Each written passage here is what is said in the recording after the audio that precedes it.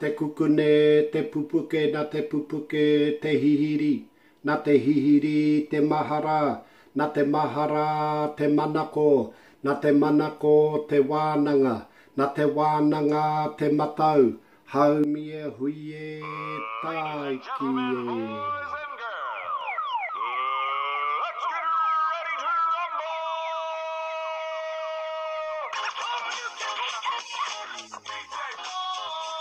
Kia ora koutou te whānau nau mai, haere mai, hoki mai ki tēnei whakāturanga kiimaimaori Aoitepö me tēnei kaupapa matua Kiimai 5. Week 4 whānau, welcome back. Kei konei au te umuariki mihi ana ki a koe, kei te wai POUNAMU, kei o tautahi, tēnei whare o taku tuahine, kei konei au me tōna huritau, rima te kau, ona tau, no reira Māori ora ki aia, ki a tātou katoa. Pānau a kaupapa i tēnei wiki, te arapiki tātai, correlating the numbers and sequential placing of numbers and corresponding colours, te arapiki tai. That's our mahi i tēnei rā, i tēnei wiki whānau. Whakarongo, titiro, kōrero mai. Ko te rākau tuatahi, mā, kōrero mai. Tuarua, WHERO. Tuatoru, KARERA. Kapai, tuapā, MÄWHERO. Tuarima, KÖWHAI. Tuaono, Maota. Kapai, tuawhitu, PANGO. Tuawaru, PARAURI. Kapai whānau, tuaiwa, KAHURANGI. Tuangahuru, KARAKA. Ka pai whānau, hey, pause that guy right there for now. I want you to grab your puka iti or a piece of paper. We're going to do them again, and I'm going to add some other colours for you to write down. This is all about whakarongo, listening to the sounds, don't compromise them, and also the tohu tō. I want you to listen and have a go at writing them down. So I'll give you a moment to do that, and then we're going to rock it out. There'll be several colours for each rākau. There's 10 rākau, 10 placings, and there will be about 3 or 4 colours for each rākau. So I want you to listen carefully. Ā ta whakarongo and ā ta tuhi. See if you can get it right. Here we go. Rākau tuatahi. Mā, ko mā, tea. Ka pai, write it down. Tuarua. WHERO. Kura. Toto. Ka pai, tuatoru. KARERA. KÄKÄRIKI. Rito.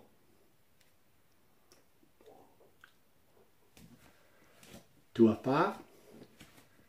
MÄWHERO.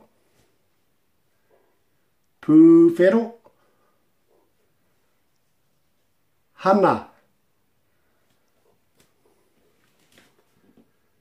Tuarima. KÖWHAI. KÖWHAI. KÖWHAI. Manga eka. Tuaono. Maota. POUNAMU. KAKÄRIKI. Pūriri. tuawhitu, PANGO, MANGU, ka pai, tuawaru, PARAURI, PARAONE, PAKAPAKA, MOHO, ka whai whānau, KAHURANGI, KIKORANGI, TUAURI, TUANGAHURU, KARAKA, PARAKARAKA, Arani.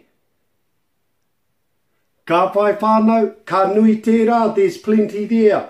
I want you to write all those kupu down. You might have to replay this a couple of times, but have a go at writing it out. I will send you a copy of the PDF, but that's not till Saturday. I want you to have a go at writing it down. I want you to look at the different descriptions. Look up each word and tell me in our Kiimai Live on Sunday, tell me what your findings. Tell me what you found. Tell me the imagery. Tell me about the kupus and the new discoveries you had. That's enough for now. And I'll ka kite a popo mo te rātu. Ko te Kïwaha. Sayings and idioms. Ka pai whānau Māori ora, ka kite a popo. Kia ora koutou, nau mai hoki mai ko te rātu. Kïwaha. Māori sayings, idioms, colloquialism and slang, as they say sometimes, but kei a koe te tikanga, it's all up to you, whānau. Whānau, I've spent all day trying, because sometimes I'm a taringa maro, a upoko maro, I'm so stubborn, I want to try and find a Kïwaha to line up with colours. So that's my first thing to you guys tonight and today, is can anybody find a Kïwaha? A saying, not a Whakataukï, a Kïwaha, they're pretty similar, in line with colours. Just something to think about. I'm going to leave that with you guys. And because I couldn't think one, I had to let go of it. It took me all day to let go, but it's after midnight anyway. What is it? Yeah, getting on to 1 o'clock. But the one I've come up with, it's sort of relative to our karakia, about knowledge and about te mahara. And also, I'm going to leave it to you to tell me what it's about. Ka pai whānau, so I had to let it go. Here's our Kïwaha mo tēnei rā. Whakarongo mai. He taonga tonu te wareware. Anō, he taonga tonu te wareware. Kōrero mai. Going to say that one more time, and it's going to be short and sweet, because as you know, I've got to get a few more vids done tonight. So I'm going to do this one. He taonga tonu te wareware. Ka mau te wehi whānau, write that down, tuhi. I want you to jump onto Google. I want you to check it out. I want you to write it out 3 times. I would like you guys to help me out. 3 explanations. Are there 3 different ways we could say this? Are there 3 different places we could say it? What context and what does it mean? He taonga tonu te wareware. Short and sweet, eh? That work out? Woohoo! Ka kite a popo whānau, ko te rā apa, te rā tuatoru o te wiki, Kïanga, Māori sayings, Māori phrases, keyword phrases, and short sentence structures. So we're going to be building on it. See you there, whānau. Pō Māori e. Pō ata Māori e. Ka pai whānau. Nau mai hoki mai ko te rā apa, te rā tuatoru o te wiki, Kïanga. Māori keyword phrases and sentences and sentence structures. Whānau, remember at the beginning of the week, and some other stuff I sent out to you in relation to last week's mahi, or a week or so, about placings, tuatahi, tuarua, tuatoru. And we're referring to each rākau. In this mahi, for our elaborated sentences and to grow in our kōrero, we're going to use that placement and we're going to use a corresponding colour. So what goes with that is the question, which is the first, what colour is the first rākau? Ka pai, and we say, ko tehia. Try that, ko tehia. You say which is, and then you add ko tehia te rākau tuatahi. Ka pai? So which is the first one? But what I'm going to do now is I'm going to give you the answers. So you can ask that all the way along. Ko tehia te rākau tuarua. Ko tehia te rākau tuatoru. And I want you to practice that too when you're challenging yourself and also challenging your partner or your friend or your partner that you're challenging. But I'm just going to give you the answers. Here we go, whānau, whakarongo, and then kōrero mai. Ko mā te rākau tuatahi. Kōrero mai. Ka pai. Ko WHERO te rākau tuarua. Kōrero mai. Ko KARERA te rākau tuatoru. Kōrero mai. Ka pai. Ko MAWHERO te rākau tuawhā. Kōrero mai.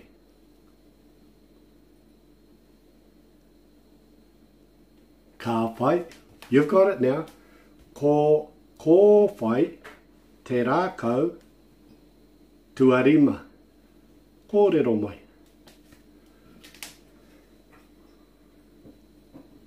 Ko maota te rākau tuaono. Kōrero mai. Rawe whānau, whakarongo. Ko PANGO te rākau tuapitu. Mauri ora whānau.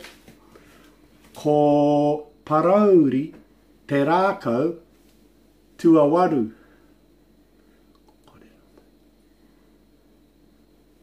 Neli rea whānau. Ko KAHURANGI te rākau tuaiwa.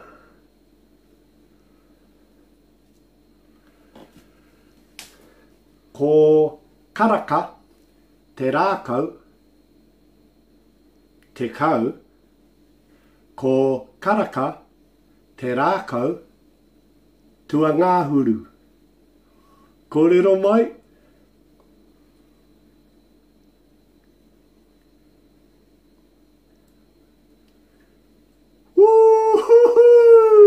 Mauri ora whānau, kei ronga no atu koutou katoa. I know you got that locked down, and if you didn't, you're just going to have to play it again. Moving along quite good this week, whānau, because we don't want it to be too long, do we? No, otherwise I'll have to be up all night. So mauri ora, āta whakarongo, āta tuhi, have another go. And don't forget, for each time there, once you've learnt those corresponding places, then you ask the question, ko tehia te rākau tuarima. Ko kōwhai te rākau tuarima. Ka pai, you get my drift, and we'll talk more about it during the week. We'll consolidate with a Waiata Kinaki. We'll give you a haere on Rāhoroi, a Whakarauora, and the Kiimai Live. We'll consolidate. We'll talk a little bit more about it. Good luck with that. And ka kite a popo, ko te rā pare. Whakataukï. Pomari. Mauri ora whānau, nau mai hoki mai, ko te rā pare. Whakataukï. Whakataukï. Ka pai whānau. Hey, just a little bit on that. I know you guys know everything out there. You guys are actually teaching me. But Whakataukï, as far as I know, whānau, and there's probably other kōrero on it, but someone said to me, what's the difference between a Whakataukï and a Whakatauaki? And I said, oh, actually I didn't know there was a difference. But just a little whakaro there. that sometimes some of these whakataukī we say, you hear them every day and they might be pretty generic, you hear it a lot, but you don't know where it's come from. So it's like a proverb of the old people, don't exactly know who said it, so it's a whakataukī. Then again, you'll have some that you know who said that. And apparently that's sort of a bit of a difference. So that says, he whakatauaki.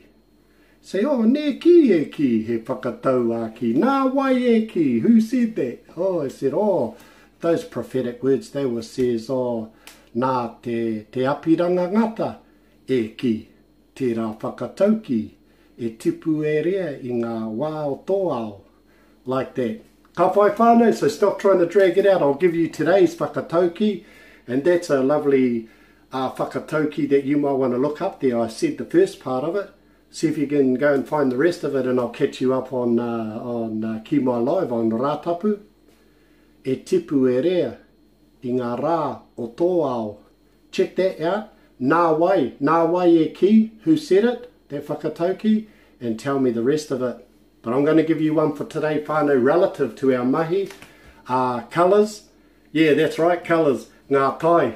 Here it is. You probably already worked it out. Mā pango, mā WHERO.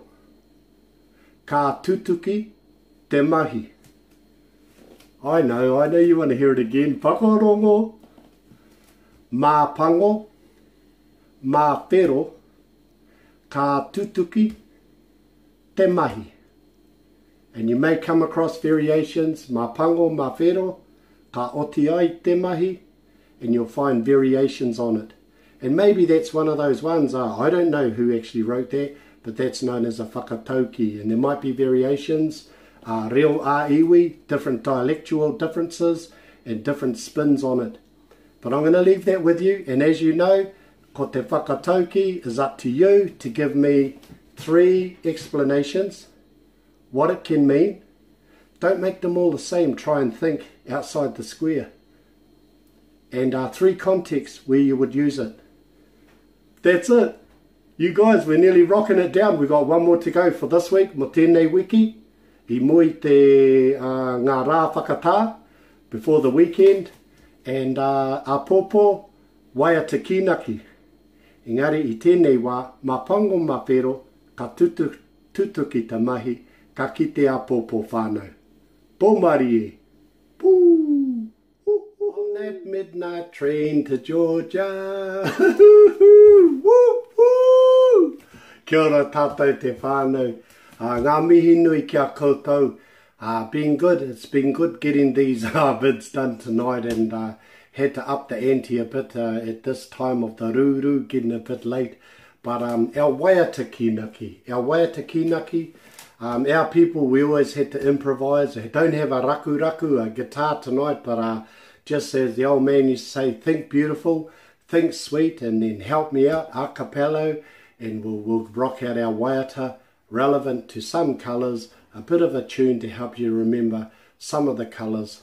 But while I'm here, turn my mind back to te wā o te Wänanga o te ātarangi, when I was doing my kurakaia time with the ātarangi, and we visited quite a few marae around the Waikato area for 2 years doing our studies, and I was with an awesome whānau and met so many whānau there, and during those times we all had to come up with a waiata for a different kaupapa, and one of our whānau there, or some of our whānau from the Waiariki and around Taupo Nuiatia, one of our bros, Tati Williams, and the whānau that was supporting that kura, they put together a waiata. So he mihi atu kia koe Tati koutou rā, me te whānau a te ātarangi mo tēnei waiata. He waiata kinaki mo tō tātou kaupapa o tēnei wiki ngā tai. Nō reira, ā ta whakarongo, ā ta titiro, ngā kaumāhaki, tētahi ki tētahi. Yeah, forgive me if I go a bit flat, but here we go, whānau.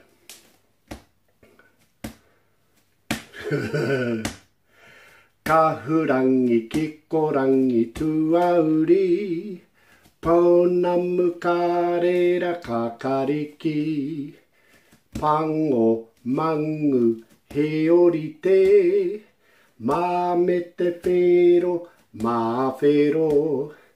Karaka kōwhai, ane ngā tai, parauri, parauri, parauri. Ho! Kahurangi, kikorangi, tuauri. Pounamu, karera, kakariki. Pango, mangu, he orite. Mā me te whero, mā whero. Karaka kōwhai, ane ngā tai, parauri, parauri, parauri. Kahurangi, kikorangi, tuauri. Pounamu, karera, kakariki. Pango, mangu, he orite. Mā me te whero, mā whero. Karaka kōwhai, ane ngā tai, parauri, parauri, parauri. Tihei mauri ora. Ka pai whānau, ka kite a pōpō, whakarauora, revitalisation, rest and recovery, watch videos, PDF, ebook, tuhi, tuhi, whakapakari tō reo. Ha ha, a pōpō whānau.